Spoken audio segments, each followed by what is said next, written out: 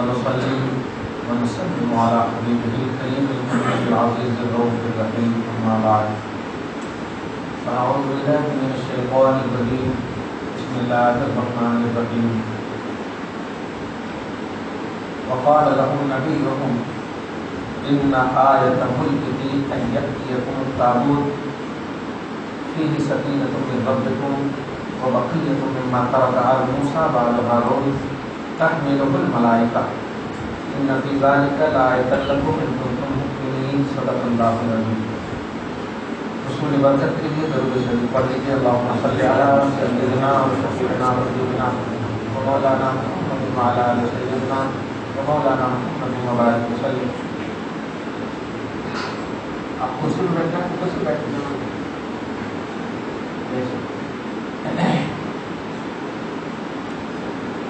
گزشتہ درس میں حضرت شمویل علیہ السلام کے حوالے سے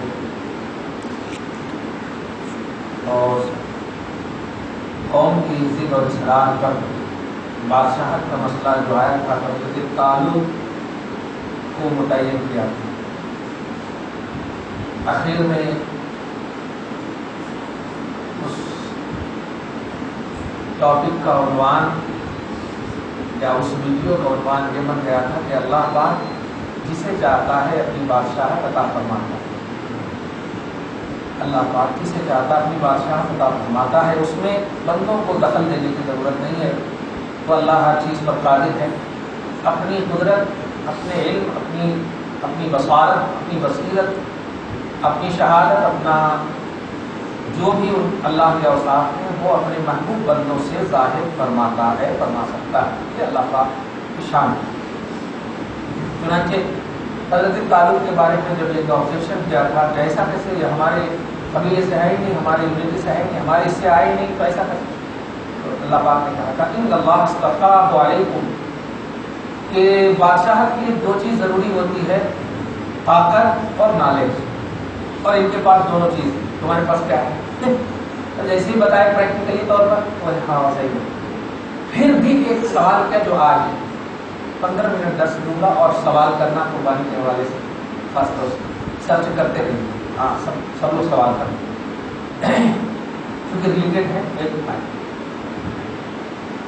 پھر قوم نے ایک سوال کیا تھا کہ اچھا یہ تو آپ کو بتا دیے ٹھیک ہے اللہ تعالیٰ جس کو چاہتا عطا کرتا، لیکن ان کی بادشاہت پر کوئی نشانی پیش کیجیے، کوئی دلیل پیش کیجیے کہ بادشاہ ہے، کیا نشانی ہے. تو اب اس نشانی والی آیت کو سننے سے پہلے تھوڑا سی اب تاریخی حقیقت پر نظر دوڑائیے. حقیقت یہ تھی کہ ان لوگوں کی حالت ابتر ہونے کی اصل وجہ یہ تھی، عنوانی جملہ بول دو، کبھی بھی اللہ کی محبوب چیزیں چاہے وہ ذات کی شکل میں ہو یا کسی بھی شکل میں ہو، کپڑا ہو، کرتا ہو، مٹی ہو، بال ہو، یہ جتنی بھی چیزیں جس کو آپ لوگ بولتے ہیں، ہم لوگ بولتے ہیں تبرکات، آثار و تبرکات کو، تو ان چیزوں کی کبھی بھی جو منہ زبان کا اور بول دو جیسے سر پہ ٹوپی. اب یہ ٹوپی کی زیادہ قیمت ہے نہیں، لیکن آپ اس کو پاؤں میں رکھیں گے تو آپ کا دل خود ملامت کرے گا آپ کو، ہے نہیں؟ اب سونا اگرچہ پاؤں کے نیچے آ جائے تو کوئی ملامت نہیں کرتا، آپ اٹھا لیں گے اس کو بس ٹچ. لیکن ٹوپی پاؤں کے نیچے آ جائے تو آپ کا دل یہ تو سر پہ رکھنے کی چیز تھی، پاؤں کے نیچے کیوں آ گئی؟ آثار و تبرکات کا یہ احساس ہونا چاہیے کہ جو بابرکت چیز ہوتی ہے وہ اگر ذرا بے ادبی کی راہ میں چلی جائے تو دل ٹوٹ جاتا ہے، دل پہ اثر پڑتا ہے. تو ان کی اس قوم کی بدعملی کی وجہ سے ایک یہ بھی تھی کہ انہوں نے حضرت آدم پر ایک تابوت اترا تھا جو 2 ہاتھ لمبا اور 4 ہاتھ چوڑا تھا. سمجھ رہے یا ایک میں 1 ہاتھ لمبا 2 ہاتھ چوڑا اس طرح سے تھا. صندوق سمجھ رہے. اب ہم لوگ اپنے ماں باپ کو تو دیکھیں نا، الحمدللہ آج کے زمانے میں چھوڑیے گودریج لے رہے ہیں آپ کو، ماں باپ ہمارے صندوق ہی لائے. تو صندوق جو ہوتے ہیں وہ سمجھ رہے ہیں آپ. تو صندوق اللہ نے ان کو اتارا تھا، اور اس صندوق کو کیوں اتارا تھا پس منظر سنیے. اس صندوق میں حضرت آدم سے لے کر تمام انبیاء، حضرت محمد رسول اللہ صلی اللہ علیہ وسلم تک سب کی تصویر اللہ پاک نے بنا کر کے اس کے اندر رکھی تھی. سب کی تصویر اللہ پاک نے توجہ دیجیے، یہ اللہ پاک اس لیے بول رہا ہوں کہ تصویر زینت کے لیے کھینچانا حرام ہے، اللہ پاک کے عمل میں آپ انٹرفیئر نہیں کر سکتے، وہ جو کرے وہ مالک ہے، آپ نہیں اس پہ آبجیکشن کر سکتے وہ کیوں کر رہا ہے، صحیح ہے؟ ہاں اب وہ شادی نہیں کر رہا، آپ آبجیکشن نہیں کرنا ہے کہ میں شادی کر، نہیں نہیں نہیں نہیں، اللہ یفعل ما یشاء، وہ جو چاہتا ہے وہ کرتا ہے، فعال لما یرید، اس کا جو ارادہ ہے وہی کرے گا، آپ اپنا دخل نہیں دینا اس کے اندر، آپ بندے ہیں اس کے سامنے۔ خیر، تو اللہ پاک نے اس صندوق میں انبیاء کرام کی تصویر، وہ صندوق متوارثن کا مطلب یہ کہ وراثت در وراثت، آدم سے لے کر شیس علیہ السلام، شیس سے لے کر نوح، یہ جتنے بھی انبیاء آتے آتے آتے حضرت موسیٰ تک آیا، سمجھ گیا؟ مطلب اس کی پوزیشن یہ تھی کہ وہ نبی پر جو بھی اتارنے کی وجہ یہ تھی کہ جو نبی اپنے اپوزیشن سے کبھی بھی لڑنے کی یا جہاد وغیرہ کسی کرنے کی جو صورت ہوتی تو وہ تابوت کو سامنے رکھتے تھے کانفیڈنس بڑھانے کے لیے، اور اس تابوت کے وسیلے سے دعا کرتے تھے، اللہ پاک سے دعا کرتے تھے، اور اللہ پاک جو ہے اس وسیلے کو قبول کرتا اور دعا کو اپوزیشن پر کامیابی کی شکل میں بدلتا۔ یہ وہ موسیٰ علیہ السلام کا تھا، اور موسیٰ کی قوم بھی، یعنی حضرت موسیٰ جب بھی تشریف لاتے تو حضرت موسیٰ وہ تصویریں تو تھی اس کی بھی حفاظت کرتے، ساتھ کے ساتھ اپنی عصائے موسیٰ مشہور ہے لاٹھی موسیٰ، عصائے موسیٰ، ان کے بھائی حضرت ہارون علیہ السلام ان کی بھی عصا، ان کے امامہ، ماشاءاللہ امامہ کا لفظ ہے، توجہ دیجیے، ان کے امامہ شریف اور ان کے قمیص کرتے مبارکہ، یہ تینوں چیز ان میں وہ بھی ایکسٹرا رکھتے تھے، توجہ دیجیے،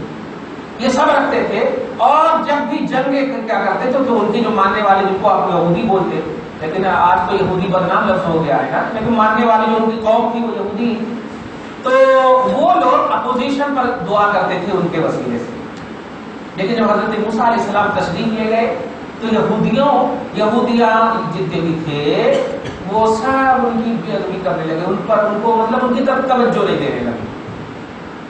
میں جو آج قربان دینے جا رہا ہوں وہ یہ ہے، یاد رکھیے، خبردار کبھی بھی کسی بھی تبرک اور آثار، جب میلاد النبی کا موقع ہو، 11ویں کا موقع ہو، جس موقع سے بھی کسی بھی بزرگ سے ریلیٹڈ نسبت والی چیز جو آثار و تبرک، چاہے قمیص ہو، امامہ ہو، بال مبارک ہو، کچھ بھی ہو، ناخن ہو، جو بھی ہو، اگر کہیں دکھایا جائے، دل نہ کرے دیکھنے کا تو آپ دیکھو نہیں، لیکن پیٹھ نہیں دینا، بے ادبی نہیں کرنا، ورنہ کیا ہوگا دیکھیے آپ، قرآن سے میں یہ درس دے رہا ہوں، سورہ بقرہ کی آیت نمبر 248 کا درس دیکھیے، قوم نے بے ادبی کیا، تابوت کی عزت نہیں کیا، تابوت کا وقار، حالانکہ وہ لکڑی تھی لیکن لکڑی کے اندر کیا تھا؟ آثار و تبرکات تھے، اس لیے اس صندوق کی عظمت تھی، اس لیے اس صندوق کی اہمیت تھی، توجہ دے رہے آپ، لیکن قوم نے ایسے ہی کوڑے پر جا کے ڈال دیا، کوڑے پہ جا کے ڈال دیا، ارے کوڑے میں ڈالنا تھا، پروردگار عالم نے فرشتوں کے ذریعے سے اس کو اٹھا لیا، فرشتوں کے ذریعے سے اس کو اٹھا لیا۔ اب آپ غور کریں، کہنا یہ ہے، آج بھی میں کبھی کبھی غصے میں بول دیتا ہوں کہ آپ جو درگاہوں وغیرہ میں جاتے ہو، برائیاں سب جو ہو رہی ہیں، خرافات سب جو ہو رہے ہیں، یہ سب خرافات کی وجہ سے اللہ پاک ان کی روحانیت کو اٹھا کر کے مصطفیٰ کی بارگاہ میں ڈال دیتا ہوں، چلو اسی لیے فیض نہیں مل رہا ہے، اسی لیے فیض نہیں مل رہا۔ یہ لوگ مطلب اللہ پاک اس پر بھی قادر ہے کہ وہ مار دے آپ کو، وہ آپ کو مار دے، قہار بھی ہے، جبار بھی ہے، سب کر دے، لیکن نہیں، اللہ اپنے محبوب بندے کو کہہ دیتا وہاں سے ہٹ جاؤ، وہاں سے روحانیت کو ہٹا لیتا، اسی لیے فیض نہیں ملی۔ کیوں؟ ارے آپ درگاہ میں جا، حضرت آرام فرما رہے اور آپ گپ شپ کر رہے، موبائل پر فون کر رہے، تو بے ادبی نہیں تو کیا ہے؟ یہ گستاخی نہیں تو کیا ہے؟ سمجھ رہے نا؟ رسول پاک کی بارگاہ ہے، توجہ دینا، ایک آیت اترتی ہے، اپنی آواز کو بلند نہ کرنا، تو ابو بکر صدیق وغیرہ جو ہوتے ہیں، اجلہ خلفاء جو ہوتے ہیں، اپنے منہ میں کنکر رکھ لیتے تھے، چھوٹے چھوٹے پتھر رکھ لیتے تھے تاکہ آواز نکلے نہ پائے، یہ بے ادب۔ لیکن آج آپ جہاں بھی جاتے ہیں، آواز کرنے میں درگاہ میں فون کر کے بولتے درگاہ میں، عجیب ہے، تو کہاں سے فیض ملے گا آپ کو؟ وہ آواز جا رہی ہے، آواز بلند ہو رہی ہے، ارے وہ نبی نہ صحیح لیکن نائبان نبی ہے، اولیاء اللہ ہے، نبی کے فیض کے بغیر، نبی کے واسطے کے بغیر کسی کو ولایت نہیں ملتی۔ اللہ کا جو کنیکشن ہوتا ہے وہ نبیوں سے ہوتا ہے، توجہ دیں، اور ولی سے نبیوں کا کنیکشن، فیض الہی نبی کو ملتا اور فیض نبوت ولی کو ملتا. یہ سلسلے کا تو اب آپ غور کیجیے کہ یہ یہودیوں کو، یہ موسیٰ کی قوم کو جو بے ادبی کیا آثار و تبرکات کی، تو اللہ تبارک و تعالیٰ نے اتنا مطلب بستیوں کی بستی اجاڑ دیا، تباہ کر دیا، اور خود سے نہیں، ظالم قوم کے ذریعے سے. بتایا تھا نا جالوت قوم کے ذریعے تباہ کر دیا. تو اب جب پورا اس کو بولتے نا ایک دم سب جب ہر طرح سے پریشان ہو کر کے، تو اب بس بھائی اللہ کا محبوب بندہ ہی مدد کرتا.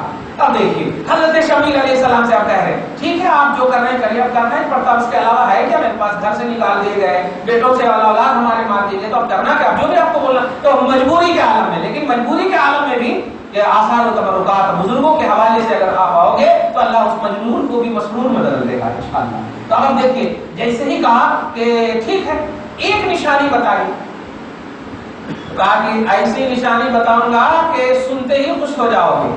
کہا وہ کیا نشانی ہے؟ تو ابھی آیت کریمہ دیکھا، لگا تھا قصہ بتا رہا ہوں لیکن اب آیت سنیے. وہ نشانی کیا ہے؟ وقال لهم نبيهم، ان سے ان کے نبی حضرت شمویل علیہ السلام نے کہا. کیا کہا؟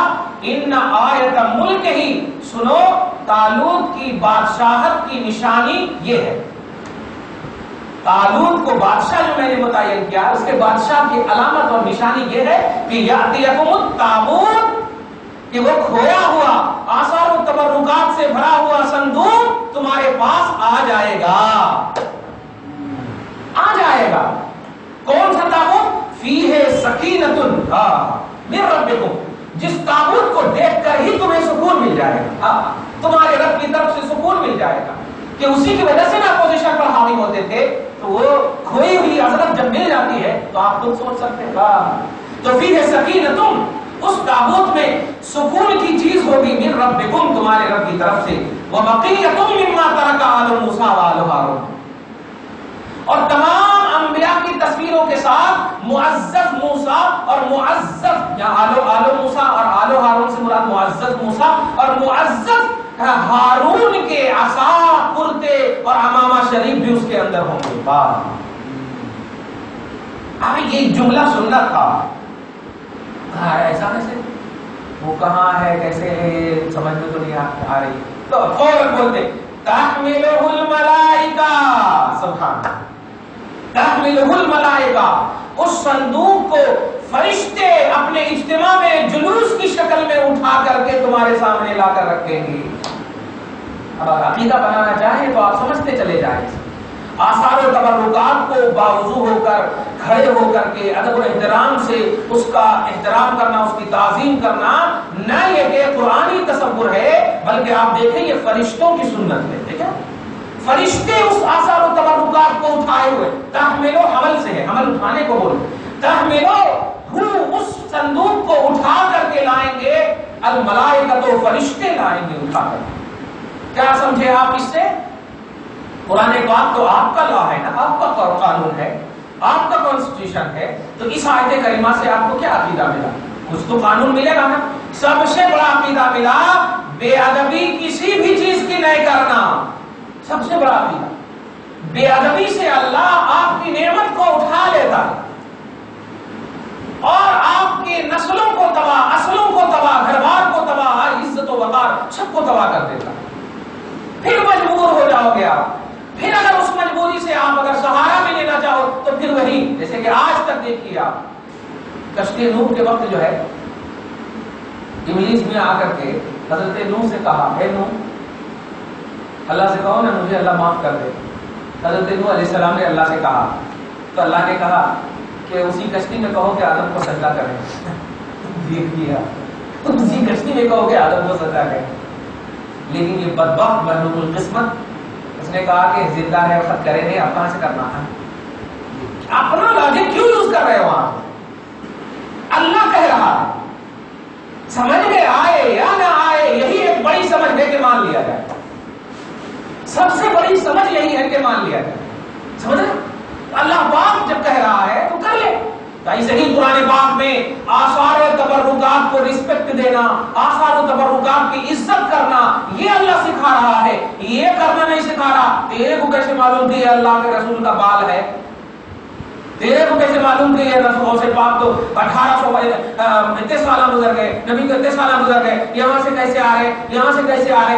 ये करने नहीं बोल रहा है। अगर रसूल पाक की तरफ निस्बत है तो तू उसकी इज्जत कर। इज्जत करने रब ने कहा है, हकीकत में नहीं ये होगा। इज्जत का तो सवाब मिलेगा तेरे, एहतराम का तो सवाब मिलेगा तेरे को। जिस तरह तू बे देख के अपने माँ बाप को मान लिया है, बे डीएनए टेस्ट के अपने माँ बाप को मान लिया है, क्यों माना है? ये इज्जत की चीज है, ये रिस्पेक्ट की चीज है, वकार की चीज है। अगर तू कराएगा तो बेइज्जत कहलाएगा, कैसी नाखलफ औलाद कहलाएगा। तो कुछ बातें ऐसी होती हैं जो मानी जाती हैं। तो ऐसे ही आसार तबर्रुकात जानते हैं। हजरत हारून रशीद के बारे में हमेशा बताता हूँ एक जुमला। हजरत हारून रशीद है, बड़े जलील कद्र, कौन नहीं जानता है? जुबैदा वगैरह का किस्सा बड़े मशहूर है। और 1/3 मुल्क पर, एकदम के पूरे मुल्क पर इनकी बादशाहत थी। हजरत हारून रशीद को जो दुनिया ही में दाना बहलूल से खरीदा था जन्नत, जिनकी बीवी ने मशहूर है एकदम। आप उसमें किस्से कहानी के एतबार से ले लीजिए। मैं एक बात आई है, और हिस्ट्री को कैसे आप भुला सकते हैं? हमारी भी तो एक हिस्ट्री है ना, आदम से लेकर के आज तक, इसको कैसे भुला सकते? तारीख को नहीं कोई भुला सकता। तो हजरत हारून रशीद है, इनके मतलब जमाने में पैसा उसाल ऐंठने के एतबार से, जैसे आज भी हम आकर के मुफ्ती साहब के पास बोलते हैं हजरत आज मैं हुजूर सल्लल्लाहु अलैहि वसल्लम को ख्वाब में देखा, अब फजर की नमाज नहीं पढ़ते, किस वास्ते? हजरत जो है ना एकदम चाय पिलाएंगे, कुछ नहीं पिलाएंगे। हाँ, आज अगर बोले हजरत 5 वक्त की नमाज होगी तो सुभान अल्लाह, ये बहुत अच्छी बात है, हम माँ बाप की खिदमत करता हूँ, सुन्नत छोड़ता हूँ, अल्हम्दुलिल्लाह। ये सब चीजें अच्छी है।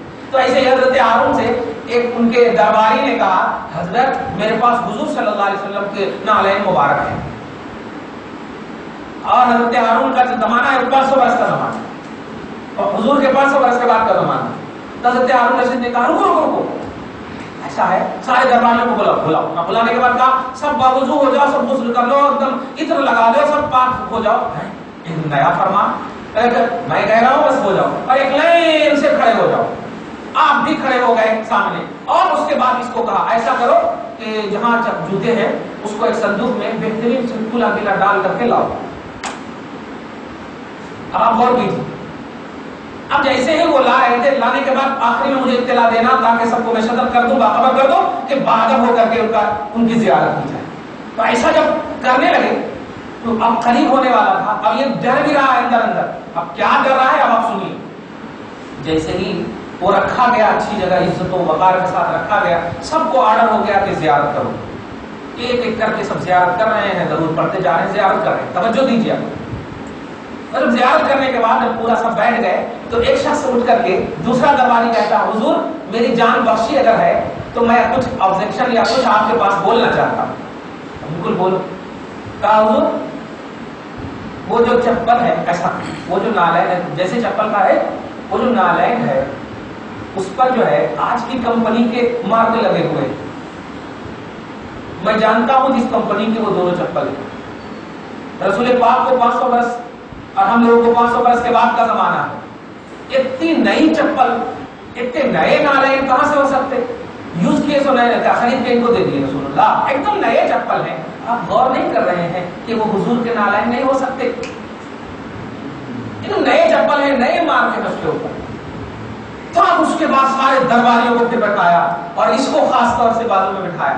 बिठाने के बाद ऐलान किया, ए लोगों सुनो, मुझे अच्छे से मालूम है कि ये नबी की चप्पल नहीं है, ये नबी की नालैन नहीं है, मुझे अच्छे से मालूम है। ऐसा कैसे करें? लेकिन इसने नबी की तरफ निस्बत कर दिया था, मैंने निस्बत नालैन मुस्तफा के एहतराम में ये महफिल सजाई, निस्बत कर दिया था इसने। तो मैं ये कहना चाहता हूं कि हालांकि वहां तहकीक है कि चप्पल बिल्कुल है दूसरे की, लेकिन निस्बत का ऐसा बुजुर्गान लोग एहतराम कर रहे हैं, तब जाकर आज लोग हारून रशीद रहमतुल्लाह अलैह बोलते हैं, है ना, रहमतुल्लाह अलैह बोलते हैं। मैं पूछना चाहता हूँ खास तौर से अपने लोगों से कि आपको अगर रसूल पाक के बाल मुबारक, नालैन मुबारक, वसे पाक के जुब्बे मुबारक, ये सब की जो जियारत कराई जाती है, आपको नहीं करना है मत करो, लेकिन ये डिस्कस क्यों करते हो? अरे तुम्हारे कैसे मालूम थी कि वो है? इतने दिन से कहा तुम्हारे को दिए रसूलुल्लाह है, खबरदार हो, आपको नहीं करना मत करो। क्यों नहीं करोगे? भला तेरा है भाई, मेरा भला है, तेरा भला है। उसमें बड़ी बड़ी जंगें, खोई हुई अजमत, खोया हुआ वकार लौटता था। तो आप अगर करोगे तो फायदा ही मिलेगा, नुकसान नहीं मिलेगा। ये آپ غور کرو، عرب کی سرزمین قبل آمد رسول بھی زمین ہی تھی نا، لیکن کیا بوسہ دیتے تھے اس سرزمین کو؟ کیا مینا مزدلفہ عرفات جاتے تھے؟ کوئی نہیں جاتے تھے۔ نبی کا قدم پڑا، آج دیکھو حجاج کرام لاکھوں کی تعداد میں وہاں جا رہے ہیں۔ کیا ہے وجہ؟ کیا زمین کے لیے جا رہے ہو؟ نہیں، نسبت مصطفیٰ کے لیے جا رہے ہیں، نسبت حاصل ہے تمہارے نبی سے۔ میں کبھی کبھی سوچتا ہوں بیٹھے بیٹھے کہ آپ مینا میں 5 نماز جب پڑھیں گے تو مینا کے بعد جو ہے آپ عرفات جائیں گے، اور عرفات جب جائیں گے نا تو بیچ میں مزدلفہ آتا ہے، آپ کو دھیان تک نہیں رہتا کہ مزدلفہ رہنا ہے بیٹھنا ہے کیا ہے، توجہ دینا۔ جب مینا سے جائیں گے تو دھیان تک نہیں، اور جب عرفات سے آئیں گے تو صرف مزدلفہ ہی کا دھیان رہتا۔ کچھ نہیں سمجھے آپ؟ کیوں ایسا ہوتا؟ رسول کا قدم جیسے پڑا ویسی ہی سوچ آپ کی رہتی، یا رسول اللہ مینا سے آپ عرفات گئے تھے اس لیے ہم مزدلفہ کا بھی خیال ہی نہیں کریں گے، لیکن عرفات سے آپ مزدلفہ آئے ہیں اب مینا کا خیال نہیں کریں گے۔ تو آپ کا ہر خیال ادائے مصطفیٰ میں ہوا کرتا، نبی کی ادا میں، نبی کے خیال میں، نبی کے تصور میں ہوا کرتا۔ تو کہنا یہی ہے کہ جہاں آثار و تبرکات کی بات آئے، دیکھنے کی بات آئے، باوضو ہوئیے، غسل کیجئے، عطر لگائیے اور جائیے، اور کیا کون کر رہے ہیں مت دیکھیے، آپ اپنے فائدے کے لیے جائیے یہ سوچتے ہوئے کہ اس کو نسبت حاصل ہے نبی کی ذات پاک سے، اس کو نسبت حاصل ہے غوث پاک سے۔ تو اللہ کے محبوب بندوں سے جن جن چیزوں کو نسبت حاصل ہو جائے اس کی زیارت نہ یہ کہ آپ کو دنیا میں کامیاب کرے گی، قرآن میں پیش کر کے ذہن دے دیا کہ آخرت میں بھی کامیاب کرے گی، آخرت میں بھی کامیاب کرے گی۔ یہ تصور وہ تھا جو قرآنی، اور اس کو اللہ پاک یہ فرما رہا ان فی ذالک لآیۃ لکم ان کنتم مؤمنین، سنو اس میں تمہارے لیے اس وقت نشانی ہے جب کہ تم ایمان رکھو، تحقیق کرو نہیں کا، توجہ دیں، ان کنتم مؤمنین پر غور کریں، ایمان رکھو گے، اور ایمان ماننے کا نام ہے، ڈسکس کرنے کا نام نہیں، باتیں کرنے کا نام نہیں ہے۔ اسی لیے لوگ ایک دم بولتے جاتے ہیں ارے پیسہ کمانے کا نام ترقی سمجھتے ہو یار، اس بندے سے پوچھ جس کے لیے اوپر سے آواز آتی ہے اے ماں معین الدین کو میں نے قبول کر لیا، جنید سے میں راضی ہوں، قبول کر لیا ہے میں نے عبد القادر کو، تو یہ میرے ترقی۔ 5 منزلیں لوگوں کو کیوں نہیں سنائی جا رہی ہے خوشخبری کہ ہاں تم بڑے اچھے فلائٹ میں ہو، تم سے میں راضی ہوں؟ ایک جھوپڑی میں سونے والے، فجر کی نماز پڑھنے والے سے اللہ تعالیٰ خوش ہے، 5 منزل میں جو نماز نہیں پڑھتا اس سے ناخوش ہے؟ کیا بات ہے؟ اس کا مطلب دولت کے انبار، ترقی کے انبار، میجورٹی منارٹی، یہ پہلو نہیں ہے ترقی کا۔ ترقی کا پہلو رسپیکٹ ہے، عزت ہے، احترام ہے، ماننا ہے، یہ ساری چیزیں ترقی کا۔ تو آج کی اس آیت کریمہ نے ہمیں یہ ذہن دیا کہ کہیں بھی کبھی بھی آثار و تبرکات کی بات آئے، ان کی زیارتوں کی بات آئے تو آپ سب سے پہلے ادب و احترام کا نذرانہ وہاں پر بھی پیش کرو دل سے، اور موقع ملے تو آپ ضرور جاؤ الحمدللہ درود پڑھتے ہوئے، کوئی بے ادبی نہیں، آواز بلند نہیں، پیٹھ نہیں لگانا، کسی کے سامنے ادب جتنا کرو گے فیض اتنا ہی ملے گا۔ با ادب با نصیب، بے ادب بد نصیب، مشہور جملہ ہے۔ جتنا ادب کرو گے نصیب اتنا ہی بڑھے گا۔ پروردگار عالم سے دعا ہے مولا ہم سب کو ایسے ہی تصور کے ساتھ جینا نصیب فرمائے۔